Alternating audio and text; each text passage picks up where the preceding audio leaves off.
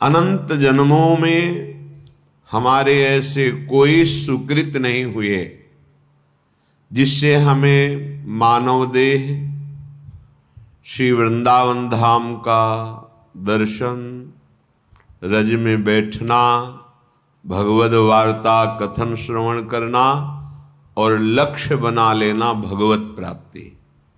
ये केवल अहेतुकी कृपा हुई है प्रभु की। कृपा पात्र ही प्रभु की बात और प्रभु की कृपा का अनुभव कर सकता है, अन्यथा बहिर्मुख माया ऐसे आकर्षण करती है कि हमारा समय इसी आकर्षण में नष्ट हो जाता है। जैसे कोई मदिरा पिए हुए उन्मत्त हो, उसे भान नहीं रहता कि मैं क्या बोल रहा हूँ, क्या कर रहा हूँ, कहाँ बैठा हूँ, कहाँ पड़ा हूँ। ऐसे ही ये माया काम की मदांधता, क्रोध की मदांधता, मोह की, मत्सर की, अभिमान की एक वृत्ति है, अनेकों वृत्तियां हैं जो हमें मतवाला उन्मादित करके ऐसे आचरण करवा देती हैं जिससे हम अशांत, क्लेशित, दुखी होकर के भटकते रहते हैं। देखो, विचार करके शुद्ध बात को समझो।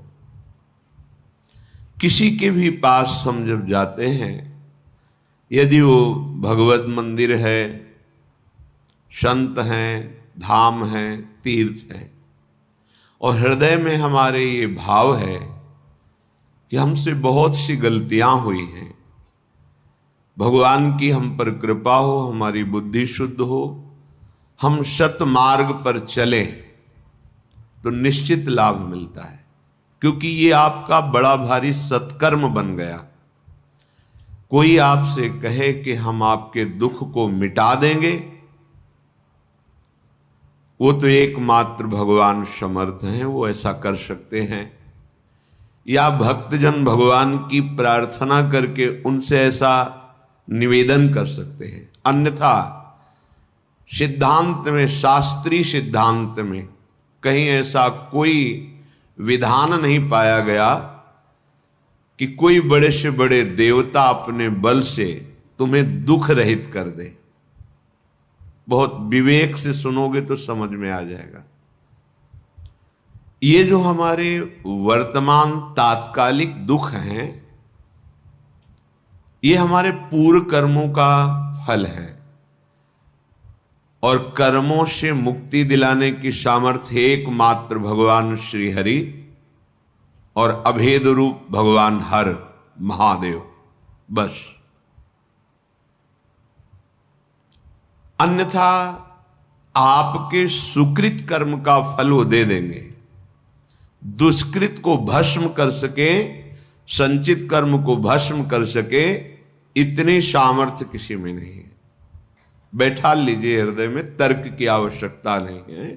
ये महापुरुषों के वचन, शास्त्र, स्वाध्याय, गुरु कृपा, इन सब से मिलित भाव है। ये कोई त्रिभुवन में नहीं है।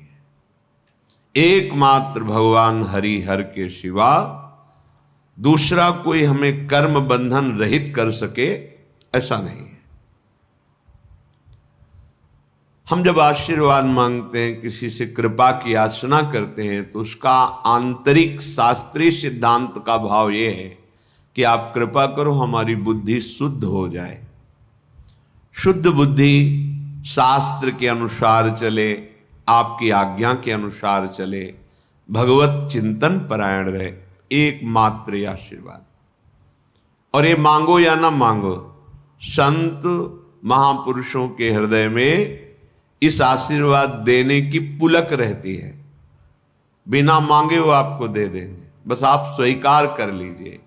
और जो कहीं ये भ्रम हो कि नाना प्रकार के दुख सुख, नाना प्रकार के मान अपमान, लाभ हानि, ये और कोई मिटा देगा, तो भ्रम में मत पड़ना।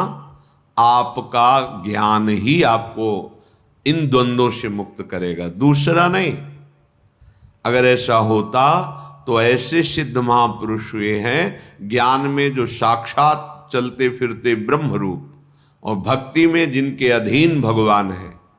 पर ऐसा देखा गया कि जो उन पर श्रद्धा करके उनकी आज्ञा का पालन करके साधना की वही द्वंद्वों से मुक्त हो गए, अन्यथा समीप रहते हुए भी वो स्वाद नहीं ले पाए, परमार्थ का रसास्वादन नहीं कर पाए। तभी तो ऐसे महापुरुषों के साथ अभद्र व्यवहार साथ रहने वालों ने किया। उन महापुरुष के आंतरिक रस को, बल को वही पा सकता है जो उनकी आज्ञा के अनुसार उपासना करे। ये सिद्धांत है। तो ये भावना लेकर के हम विषयाचरण करें, अधर्माचरण करें और कहीं जाएं और कोई हमें सुख प्रदान करे, तो इस भ्रम को आप मिटा देना। दुख सुख से निवृत्ति आपके ही ज्ञान से होगी। आप अपने ज्ञान के द्वारा अपना उद्धार कर लीजिए। आप अपने ज्ञान को जागृत करते हैं शास्त्र स्वाध्याय से, संत समागम से। अगर आप अपने ज्ञान को ढके रखेंगे और अज्ञान की वृत्तियां बढ़ाएंगे तो देखो सर्व ज्ञान समुद्र भगवान हृदय में बैठे, फिर भी आप शोकित हैं, दुखी हैं, परेशान हैं। बात को समझिए, कहीं कोई दूसरा उपाय नहीं है। भगवान स्वयं बोले गीता जी में, देवी हृषा गुणमयी मम माया दुरत्तया मामेव ए प्रपद्यन्ते माया मेताम तरन्ति। ये बात तुम्हारी समझ में नहीं आ रही कि एकमात्र कह रहे हैं मामेव ये प्रपद्यन्ते। संत महापुरुषों की कृपा होती है कि वो हमारी बुद्धि को अपने कृपा बल से भगवान श्री हरि के चरणों में लगा देते, बस एकमात्र। और तो सब व्यवहार है, प्रपंच है, द्वंद्व है माया का। संत समागम का सीधा फल है सत्संगति संस्कृति कर अंता। आवागमन, जन्म मृत्यु, दुख सुख, लाभ हानि, ये जो संस्कृति चक्र है, इससे हम मुक्त हो जाएं तो संत कृपा हमारी बुद्धि को प्रभु चरणारविंद में लगा देती है। ये बात होती है। हम सोचें कि कोई विषय सुख, इसीलिए जो मानाभिमानी जन होते हैं, विषय सुख आकांक्षी होते हैं, 4 दिन उनकी श्रद्धा दिखाई देती है, इसके बाद गायब हो जाती है। क्योंकि असत पदार्थों की लाभा आकांक्षा रख करके आप सत मार्ग में कैसे आगे बढ़ सकते हैं? इसके लिए तो दोनों भावों का त्याग करना पड़ेगा, सुख भाव का और दुख भाव का। तभी आप सच्चिदानंद परम प्रेम रस महासुख की प्राप्ति कर पाएंगे।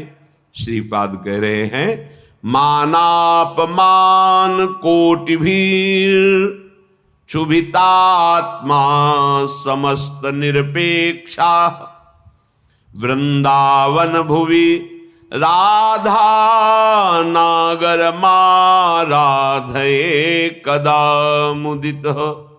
हे भाई, परमानंद का मार्ग दुख सुख दोनों से परे है। ये जो सांसारिक सुख है, सांसारिक दुख है, इन दोनों से अलग है। ये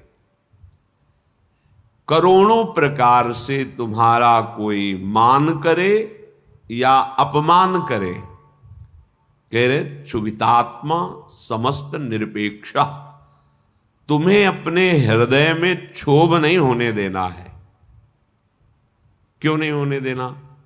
जैसे आप किसी नाटक में देखते हैं कि सामने वाले को मार डाला गया, आपको शोक नहीं होता, क्योंकि आपको पता है वो मारा नहीं गया, वो केवल नाटक है। ऐसे ही यहां जो जिसे जीव कहते हैं, वो भगवान सच्चिदानंद का अंश है। उसे कोई ब्रह्मास्त्र दिव्यास्त्र भी छेद नहीं सकता, मार नहीं सकता। ये मरने का नाटक है, शरीर छोड़ना, जिसे लौकिक भाषा में कहते हो मर गया। कुछ नहीं मरा। पंचभूत पंचभूतों में और भगवान का कर्मानुसार आगे दूसरी शरीर में, जैसे ट्रांसफर होता है सरकारी आदमी का, एक ऑफिस से दूसरी ऑफिस जाता रहता है, वहां उसको सुविधा मिलती है, गाड़ी बंगला आदि आदि, बस बदलता रहता है। अगर कृपा करें और ये बदलाव और आगे बढ़ाना बंद करके अपने चरणों के पास रख लें तो हम परम सुखी हो जाएं। इसके लिए हमें द्वंद्वों का महत्व मिटाना होगा। अगर मान का आप सुख लेंगे तो अपमान बहुत दुख देगा, राग का सुख लेंगे तो द्वेष बहुत दुख देगा। ये दुख सुख कब तक भोगते रहेंगे? ये अज्ञान के कारण ऐसा अनुभव नहीं। हमारा स्वरूप सहज सुख राशि है। सहज शब्द का अर्थ होता है बिना किसी साधना के, बिना किसी चेष्टा के, बिना किसी कर्म के स्वाभाविक परमानंद। ये हमारा स्वरूप है। जो हमको किसी क्रिया से सुख प्राप्त होता है वो सात्विक सुख होता है, भगवदानंद नहीं। भगवदानंद स्वाभाविक है, सहज है। इसीलिए हमारी लाडली जू का एक नाम है सहजानंद वर्षिणी, सहज में आनंद की वर्षा करने वाली। अब ये सहज शब्द से हमारा परिचय नहीं तो लगता है बिना क्रियाओं से क्या हो जाएगा। जैसे कोई कहता है कि क्रियाओं से क्या हो जाएगा, हमने विचार करके देखा है सत क्रियाओं से बुद्धि पवित्र होती है, असत क्रियाओं से बुद्धि गंदी होती है। गंदी बुद्धि का गंदा निश्चय होता है, पवित्र बुद्धि का दिव्य निश्चय होता है। बस इतना हुआ क्रियाओं से। और बुद्धि का जब परमात्म स्वरूप में निश्चय होता है तो बुद्धि बुद्धि नहीं रह जाती, वो कृष्णाकार हो जाती, भगवदाकार हो जाती। यहीं से परमानंद की अनुभूति प्रारंभ होती है। जो क्रियाओं से बुद्धि को पवित्रता मिलती है वो साधु समागम से एक क्षण में मिल जाती है। विश्वसनीय श्रद्धावान एक क्षण में अपनी बुद्धि को उतना पावन कर लेता है जो बहुत वर्षों तक तीर्थ और सत्क्रियाएं की जाएं तब बुद्धि पवित्र होती। वो साधु समागम से एक क्षण। इसीलिए व्रतानि यज्ञ छंदांसि तीर्था नियमा यमा यथा वरुंधेत सत्संगा सर्वसंगोपहो हिमाम। सत्संग के बराबर किसी को नहीं रखा गया। व्रत नियम तीर्थयाटन वेदों का स्वाध्याय दान पुण्य ये सब एक तरफ और साधु समागम एक तरफ। एक क्षण में बुद्धि को इतना पावन कर दे कि वो प्रभु प्यारे लगने लगे, अपने दोष अपने को चुभने लगे, असहनीय हो जाए। ये साधु समागम का ये आशीर्वाद है, ये कृपा है, ये फल है। मांगने की जरूरत नहीं है। आप श्रद्धा विश्वास पूर्वक साधु समागम करें तो ये आपके अंदर आने लगेगा। देखो परम साधु श्रीपाद प्रबोधानंद जी कहे मानापमान कोटि भीर, करोड़ों प्रकार से तुम्हारा कोई मान कर। ये बिल्कुल ऐसा ही नाटक है जैसे सिनेमा में आप देखते हैं, बिल्कुल ये माया का सिनेमा है। ना मान की यहां सत्ता है ना कोई अपमान की सत्ता है। पीछे जन्म में हमारे कितने दुश्मन थे, कितने मित्र थे, कितना परिवार था, कितना बैंक बैलेंस था, कितना हम ग्रेजुएट थे, सब खत्म। अगर भगवत प्राप्ति नहीं तो इस जन्म का भी सब खत्म प्रयास। तो ऐसा खेल खेल रहे हैं कि वो सब खत्म हो जाता है, फिर नया। तो ऐसा खेल खेलो जो खत्म न हो। वो क्या है? भगवत स्मरण, भगवत आश्रय, प्रभु की आराधना। मानापमान कोट भी रक्षु। ये जो हमारे अंदर क्षोभ पैदा होता है किसी भी विषय से, ये अज्ञान से होता है, ये किसी के आशीर्वाद से नहीं मिटेगा। बड़ा आश्चर्य लगता है कि समझते नहीं। आप आशीर्वाद दे दो हमारा मन शांत हो जाए, कोई आशीर्वाद नहीं है। भ्रम में मत फंसना, बात समझना पड़ेगा। आपको विवेक के द्वारा आपको अपनी बात काटनी पड़ेगी, तब आपको शांति मिलेगी। तात्कालिक शांति, जैसे कोई बहुत थका हुआ पथिक आया, वातानुकूलित कक्ष में बैठ गया तो उसको तात्कालिक शांति मिलती है, लेकिन स्थायी नहीं। ऐसे ही आप संसार से भटकते हुए, जले हुए, अशांत आए, संत महात्माओं के दर्शन की सभा में बैठे, आपको एक शांति मिली। स्थायी नहीं है ये, स्थायी तब होगी जब उनकी बात मानकर आप अपनी बुद्धि को उस मार्ग में चलाएंगे। ये प्रभाव तात्कालिक है। आपको ये जो आनंद की अनुभूति, एक शांति, एक विशेषता, ये प्रभाव है यहां का। लेकिन ये प्रभाव स्थायी बना रहे असंभव, क्योंकि त्रिगुणों का चक्र चलता रहता है, सतोगुण, रजोगुण, तमोगुण, ये हृदय में चलता रहता है। जब तक आप उपासना के द्वारा त्रिगुणातीत नहीं हो जाते, तब तक ये प्रभाव स्थायी मत मानना। आंसू आ सकते हैं, रोमांच हो सकता है, तो प्रेम लक्षणा भक्ति थोड़ी हो सकती है। वो तात्कालिक सतोगुण का प्रभाव है आपके यहां। ऐसे वायुमंडल में बैठे हैं कि आपको भागवतिक आनंद की अनुभूति होगी। इसे स्थायी बनाना है, तो जो उपदेश है उनको जीवन में धारण करना है। वो आचरण, भगवत स्मरण, भगवत सेवा, भगवत चरणारविंद का आश्रय, ये आपको त्रिगुणातीत करेगा। जब आप त्रिगुणातीत होंगे, किसी गुण का प्रभाव नहीं पड़ेगा, तब एक रस स्थिति आएगी। फिर ये प्रभाव आप विषयी पुरुषों के बीच में बैठ करके भी स्वाद लेंगे इसी आनंद का। आप 1 महीने सत्संग सुन रहे, आपका मन विषयों का त्याग करता चला जा रहा है, प्रभाव पड़। ये विश्वसनीय नहीं है, बात समझ लेना।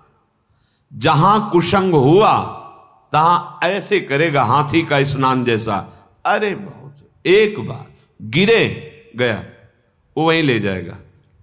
पूरे जीवन सतमार्ग का सावधानी पूर्वक अनुसरण, तब जाके द्वंद्वातीत स्थिति आती है, माया पर विजय प्राप्त करता है।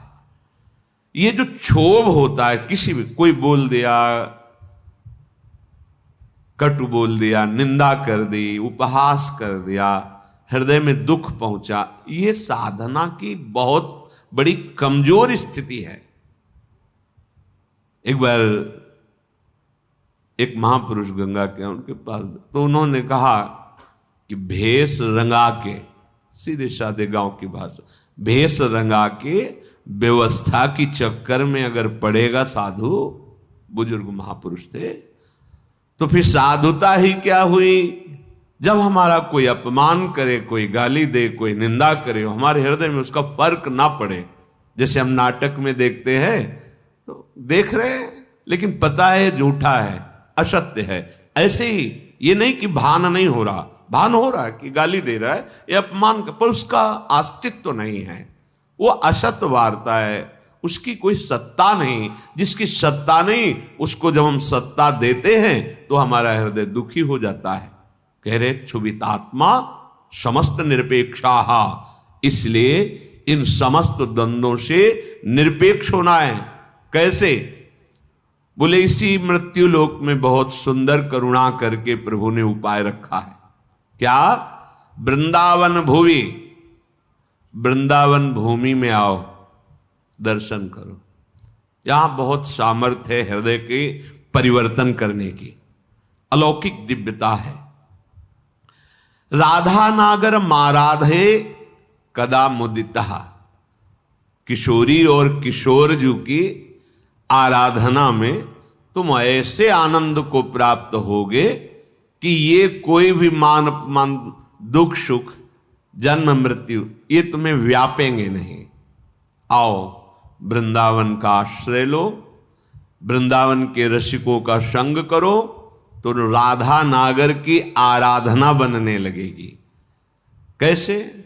शरीरम श्री वृंदावन भुवि सदा स्थापय, मनः सदा पार्श्वे वृंदावन रसिकयोर न्यस्य भजने, वचस्तत्केलीना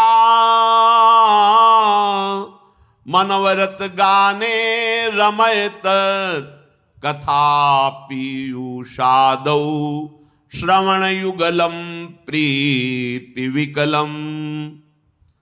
शरीर को सदा सत्संग में रखो, अगर हमारा शरीर सत्संग में रहेगा तो मन प्रेम रस में भीनने के लायक बन जाएगा। तन ही राख सत्संग में मन ही प्रेम रस भेयो, सुख चाहत हरिवंश हित तो कृष्ण कल्प तरु सेयो। प्रायः सिद्धांत को थोड़ा ऐसे घुमा के कहा जाता है कि तन को संसार में मत रखो, तन के द्वारा नाना प्रकार के कर्म करो और मन रखो प्रभु में। यह सिद्ध पुरुष का लक्षण है, साधक का नहीं। यह सिद्ध पुरुष का लक्षण, जिसका मन भगवदाकार है तो विषय प्रपंच संसार के कार्य करता हुआ भी वो ज्यों जल में कमल का फूल रहे, निरपेक्ष रहता है। पर साधक नवीन मार्ग का पथिक, सत्संग की आवश्यकता है। सत्संग, सत्संग क्या है? नाम सत, रूप सत, धाम सत, लीला सत, उनके प्रेमी जनों के वचन सत।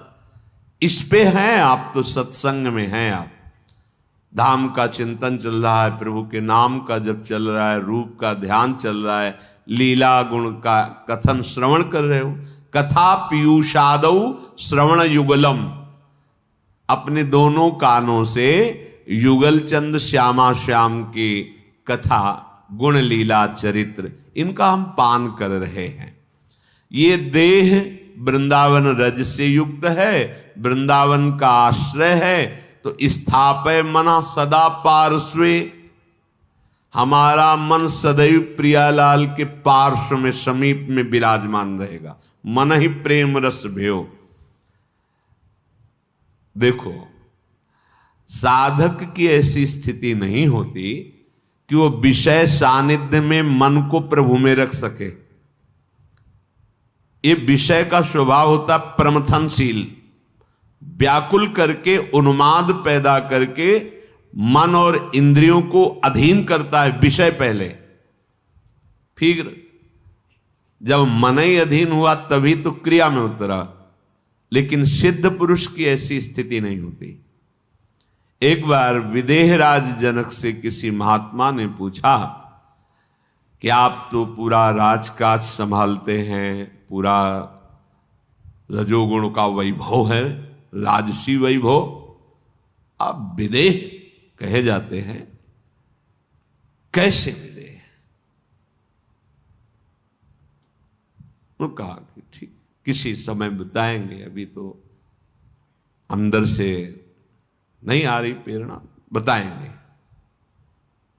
क्या जनक जी उसी समय नहीं बता सकते? बता सकते थे, पर जब उससे प्रमाण के सहित तब पता चलता है। जाओ आज प्रसाद पाकर शयन करो, प्रेरणा होगी हम बता देंगे। शयन कक्ष में बड़ी सुंदर राजा की सैया जैसे महात्मा को शयन कराया। अर्धरात्रि में रानी से कहा, जाओ आज्ञा है, शयन करो जाके उनके साथ। जेवी देखा स्त्री तो बड़े संयमी महात्मा थे। वो जितना इधर शकील थे और नजदीक, दीवाल की तरफ मुंह करके समय व्यतीत किया। सुबह आए, बड़े गुस्सा से बोले, ये क्या तरीका है आपका? जानते हो हम संत हैं। फिर तो क्या हुआ महाराज? शायद वो आपकी पत्नी ही थी, सैया में जाके लेट गए। फिर क्या हुआ? फिर हम शकीलते गए। फिर क्या हुआ? जब दीवाल मिली तो उधर मुंह करके पड़े रहे। फिर कोई आपको परेशानी नहीं हुई? बोले हमने पीछे फिर देखा ही नहीं, दीवाल की। तो तुमने उस शरीर को दीवाल क्यों नहीं मान लिया? उस शरीर को स्त्री शरीर मान करके भय करते रहे और दीवाल में आप संतोष कर लिए। अगर उसे ही एक दीवाल समझ लेते और आप यथावत अपनी शांति बनाए रखते। बोले ऐसा कैसे हो सकता है? बोले ऐसा हो सकता है जब एकाकार ब्रह्म स्थिति होती है। एक दिन वो आए तो देखा संतों के लिए वहां कोई रोक टोक नहीं थी। जनक जी अपने निज महल में शयन कर रहे थे, उन्मनी अवस्था थी। एक हाथ स्त्री के वक्षा स्थल पर और एक पैर हिलक गया था, तो नीचे सर्दी का समय था, अंगीठी उसके ताप में वो जल रहा था। दौड़ के गए, चरण हटाया, कहा महाराज वास्तविक उनको होश नहीं था, ना स्त्री के वक्षा स्थल के स्पर्श का सुख था और ना अग्नि के ताप का भान था, ब्रह्माकार वृत्ति। ये सिद्ध पुरुषों का सहज स्वाभाविक स्थिति होती, मन का प्रभाव होता है कि वो अपने आराध्य में अब वो विषयान ग्रहणंतु मुंचंतु वा, वो तुम्हें दिखाई दे रहे हैं विषय सेवन करते हुए या प्रपंची लोगों के बीच में, उनकी एक रस स्थिति रहती है। पर साधक को, उपासक को मन को प्रभु में स्थापित करना है, क्योंकि वो विषयों में, तो इससे सावधान होकर सत्संग करना है। केवल वार्ता ही सत्संग नहीं कहलाती, इसका मनन करके आचरण में उतारना। सत हरि नाम है, सत हरि धाम है, सत हरि रूप है, सत हरि लीला है, सत हरि भजन करने वाले भगवत प्रेमी महात्मा जन हैं, इनका चिंतन सतत रहना, ये सत्संग है। तो सतत तभी रह सकता है जब तन ही राख सत्संग में, तन को अधिक से अधिक सत्संग में रखा जाए। ऐसे मित्र हों, ऐसे कुसंगी भोग हों, ऐसे कुसंगी दृश्य हों, कुसंगी वार्ता हो, फिर आप सोचो हम मन प्रभु में लगा ले, तो समझ में ही नहीं आएगी ये बात। इसीलिए कह रहे शरीरम श्री वृंदावन भुवि सदा स्थापे, तो मनः